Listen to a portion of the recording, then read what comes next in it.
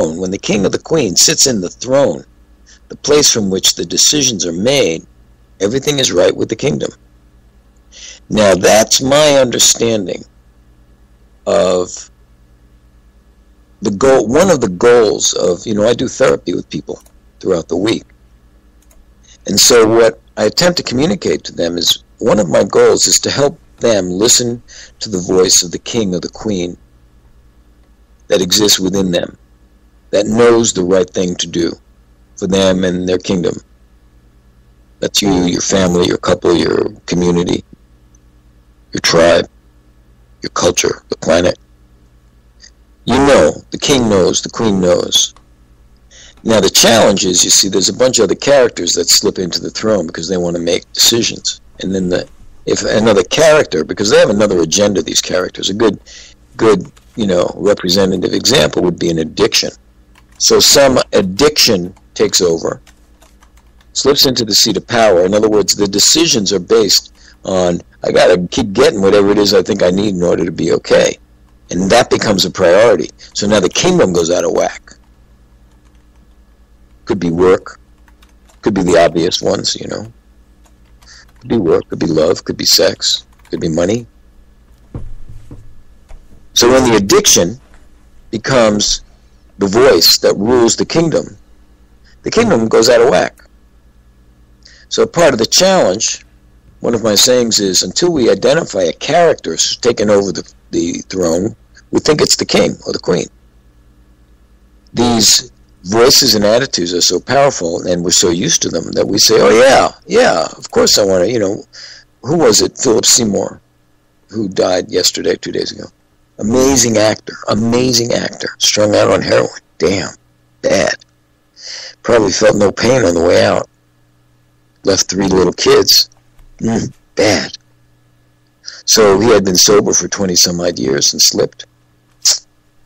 And so the kingdom went down crashing. Somebody who, by all outward appearances, had it all together, sitting on top of the world. Millions of dollars. If he wanted to go to work, doing a film, the guy, no doubt, got millions of dollars to do his craft. Wow. And he had an addictive heroin character sitting at his table and brought him down. Too bad. I wish him well. Any blessings for him and his family. Sad. But the kingdom went down because the character took over the kingdom. So part of the challenge, you see, is observing who's ruling the kingdom. How do we make these decisions in our lives? Who are we going to serve? And so part of my work is to help people identify the voice of the queen or the king.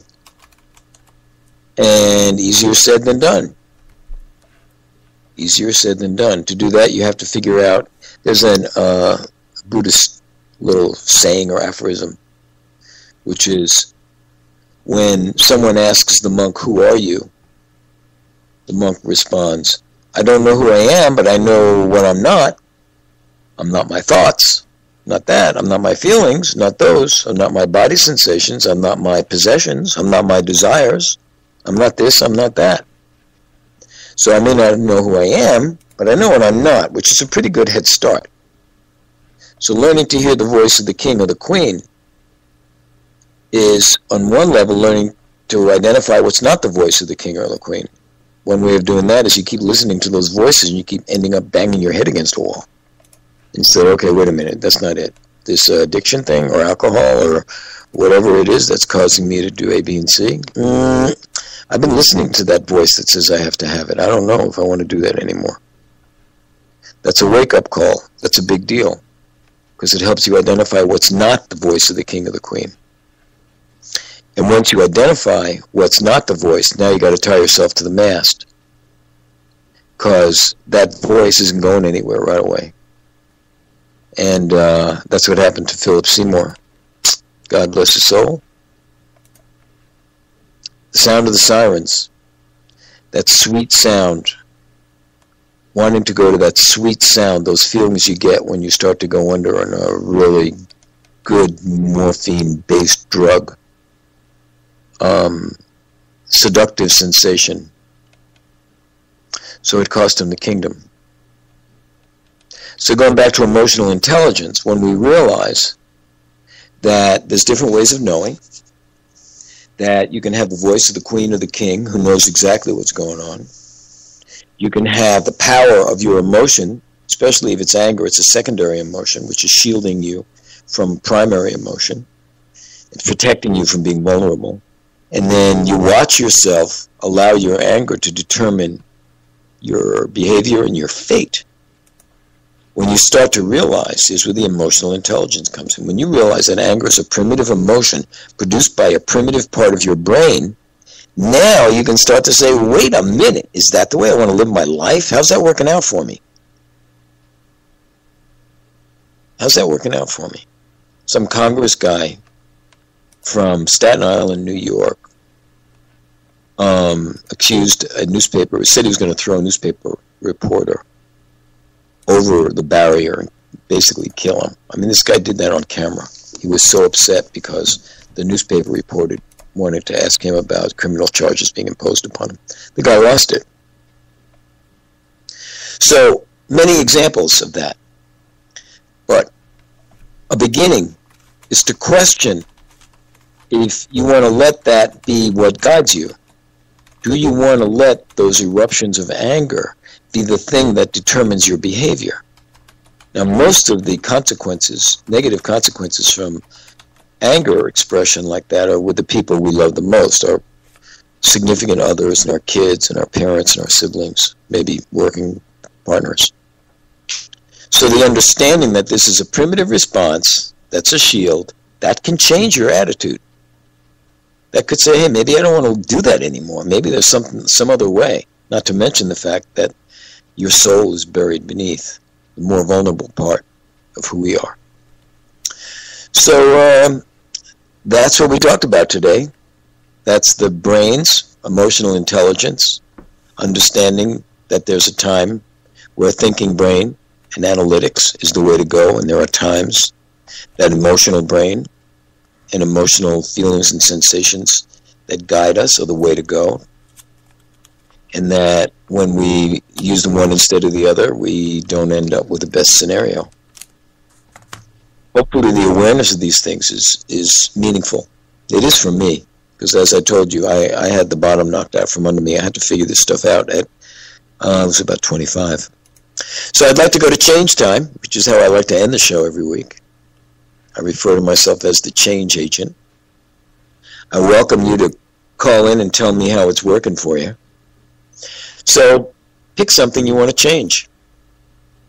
Pick something you want to change. Pick a behavior you would like to start, kind of like a New Year's resolution, or something you'd like to do less of or stop doing it all. I had a conversation with someone this week, and he said, okay, I want to stop eating sugar. I said, okay, well, how do you want to do this? He said, I want to stop eating sugar 3 days a week. I said, okay, how often do you eat sugar now? He said, every day. I said, that's way too much. How about, let's figure out when you eat sugar. He eats sugar in the form of straight sugar. He'll have like a chocolate bar or something like that at mid-afternoon, early evening, and late at night, 3 times a day. Late at night, it's sugar in his coffee. Strange thing to do when you go to sleep, but that's what it is. So what we decided is, for now, he's going to have no sugar for 1 day a week. Just one, because he really wants to stop. If he doesn't stop, he has to look at what causes him, what are the feelings in his body, what are the sensations, what are the thoughts that get him to not follow through on something that's really important for him. That's where the counseling part comes in, where you get to look at what is the voice, who am I following that's causing me to crack up on the rocks. And we'll see how he does next week. If I talk to him between now and then, I'll let you know. Because if it doesn't work, then we'll break it down. I told him we'll break it down. We'll either cut out 1 of your 3 times in any 1 day and see. We make it the smallest possible thing. So for you, pick something that you want to change. Now identify the smallest unit that you can think of that would allow you to successfully take a step in that direction. and cut it in half. Make it simpler. And do that for yourself this week. Now, if you don't do that, then what you can do is identify what causes you. What are the thoughts, feelings, and body sensations? These are the sounds of the sirens that influence you to not pursue something of value for you in your own life. Now, once you know what it is, you can deal with it. You can tie yourself to the mast and be better prepared. So there's your homework assignment. I wish you well. And may we all get to continue to serve the highest powers available to us all. Take care. Bye-bye. And that was Shrink Different with Doc Wolf on TFOK Radio. Join us again next week at 5 p.m. Pacific Time, 7 p.m. Central Time, 8 p.m. Eastern Time. Have a great week. You're listening to TFOK Radio. TFOK Radio, the station that rocks the TFOK Nation.